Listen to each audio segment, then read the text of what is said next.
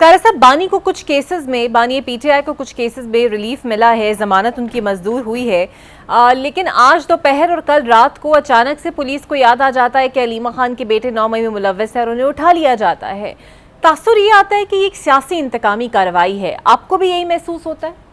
जी यकीनन, अगर इस तरह का कोई हरकत की जाएगी और अचानक ऐसे हरकतें की जाएंगी तो लोगों की यकीनन यही तासरात होंगे, भले कोई गुनाहगार हो या बेगुनाह, लेकिन उससे फर्स्ट इंप्रेशन तो यही जाएगा।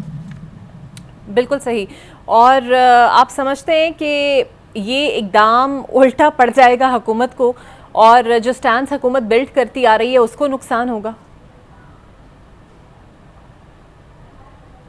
देखिए जी, हुकूमत को क्या उल्टा पड़ता है? इन हुकूमतों ने माजी में जो किया है, अभी भी ऐसा कुछ उल्टा क्या पड़ना है? अनफॉर्चुनेटली अगर ये गलत है, मुझे तो पता नहीं, लेकिन the way things are moving is not good और इसके नताइज यकीनन ना सोसाइटी के लिए अच्छे होते हैं ना हालात के लिए अच्छे होते हैं। बिल्कुल सही। कारी साहब, एजाज चौधरी हो, यास्मीन राशिद हो, इन तमाम के 9 मई के केसेस में चालान भी पेश हुए, सजाएं भी इन्हें हो गई, लेकिन बानी पीटीआई के केसेस में ना तो अब तक चालान पेश हुआ ना ट्रायल शुरू हुआ। आपको ये अजीब नहीं लगता? क्योंकि जिसे असल जिम्मेदार और कसूरवार ठहराया जाता है उसके लिए अभी तक कुछ शुरू नहीं होता और दोहरा रवैया नजर आता है कि बाकी लोग कुर्बानी का बकरा बन रहे हैं।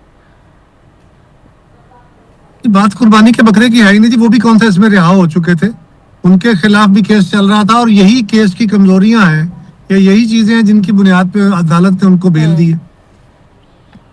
बिल्कुल सही। और उनके लिए चालान पेश ना होना ब्लेसिंग बन गया एक तरह का। बिल्कुल ठीक।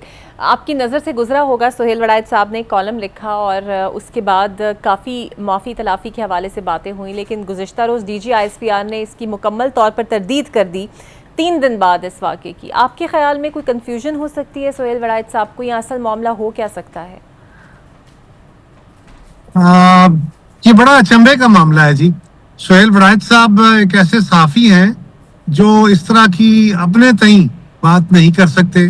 डीजी ISPR भी इतने जिम्मेदार अफसर हैं कि वो उसको कैटेगरिकली इस तरह डिनाई नहीं कर सकते। तो ये बात अभी तक समझ नहीं आई कि ऐसा क्या हुआ है, क्योंकि सुहेल साहब ने जो बातें की हैं, डीजी साहब की बातें जो उन्होंने कहा वो ये था कि ये कोई इंटरव्यू नहीं था।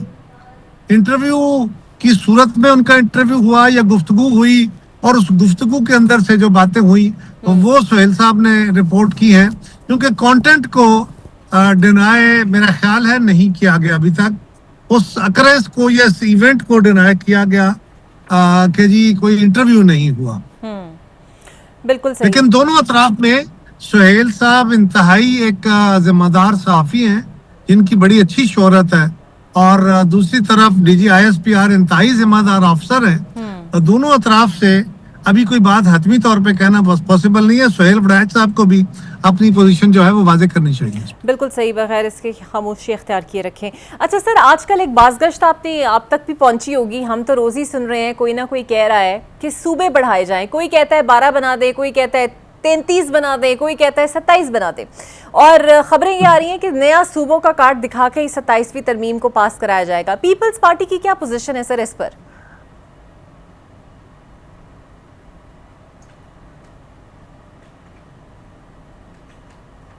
पीपल्स पार्टी की पोजीशन तो पार्टी के सामने जब ये सवाल आएगा उस पे डेलिटी की पोजीशन होगी। मैं सूबे बनना कोई मजाका खेज बात नहीं है, कोई उसमें मजाका नहीं है। हम खुद ये कह रहे हैं कि जनूबी पंजाब का सूबा बनना चाहिए। सूबों का मुतालबा, पहली बात तो यह है कि ये किसी के ख्वाहिश और किसी के इमा पे नहीं हो सकता। लोगों की लोकल डिमांड होती है। जब अगर डिमांड आए, उस डिमांड के ऊपर उसका जो लीगल तरीका कार है वो इख्तियार कर लिया जाए और फिर सूबे बन जाते हैं तो कोई अर्ज नहीं होता। अगर कोई अपनी ख्वाहिश या किसी खास पर्पज के तहत ये डिबेट कराता है तो ये डिबेट कल भी काउंटर प्रोडक्टिव थी, आज भी काउंटर प्रोडक्टिव होगी। बिल्कुल ठीक। और दूसरी जानिब सर, एक सवाल मैं आपके सामने रखना चाहूँगी, ये फैसल वाडा साहब किसके सेनेटर हैं? वोटों पे, आप लोगों के वोट्स पे ये लोग मुंतखब हुए पीपल्स पार्टी के कोटे पर, लेकिन आप लोगों के खिलाफ ही काफ़ी बोल रहे हैं। वो ये फरमाते हैं कि जमहूरियत ने इस मुल्क को कुछ नहीं दिया, सियासतदान बेकार हैं, असम्बलियों पर खर्च होने वाला पैसा बेकार है। काफी अरसे से जी हमारी सियासत के अंदर इस तरह की एंट्रीज होती हैं जिनके बारे में शकूक व शुबहात भी रहते हैं और जिनके बारे में हम जैसे कारकुन भी जो है वो कंफ्यूजन का शिकारी रहते हैं। बहरहाल एक बात तो तय है, वो पीपल्स पार्टी के दरीना कारकुन नहीं है। अब वो पीपल्स पार्टी की इमदाद से, पीपल्स पार्टी के सपोर्ट से इलेक्शन जीते हैं, इससे तो मैं डिनाई नहीं कर सकता। बिल्कुल ठीक। और कराची में सर बारिश हुई, लेकिन इतनी नहीं हुई जितनी पंजाब और केपी में हुई, लेकिन मनाजिर काफ़ी दिल दहला देने वाले थे और काफ़ी तनकीद भी हुई सिंध हुकूमत पर। पीपल्स पार्टी की मुसलसल से 17 साल से वहाँ हुकूमत है, क्या वजह है आपकी नज़र में कि मसाइल जूं के चूं बरकरार रहते हैं? जहां तक मेरा ताल्लुक है, मेरी इतला के मुताबिक वहां पे 240 मिलीमीटर बारिश हुई है और बड़े थोड़े टाइम में हुई है। जिस तरह बुनेर में अचानक क्लाउड बर्स्ट हुआ, थोड़े टाइम के अंदर बहुत ज्यादा बारिश हो गई। आपका सिस्टम घंटों बाद, ऐसी बारिश जो स्लो होती है वो देर तक होती रहे, ज्यादा पानी भी आ जाए तो ये फ्लड वाली सूरत हाल इस तरह नहीं बनती।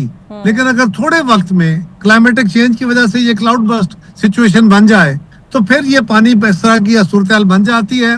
ये आपको अमेरिका में, ये आपको यूरोप में, ये आपको चीन में इस तरह के मनाजर वहां भी नजर आते हैं। ये सिर्फ हमारे मुल्क में नहीं है। बिल्कुल।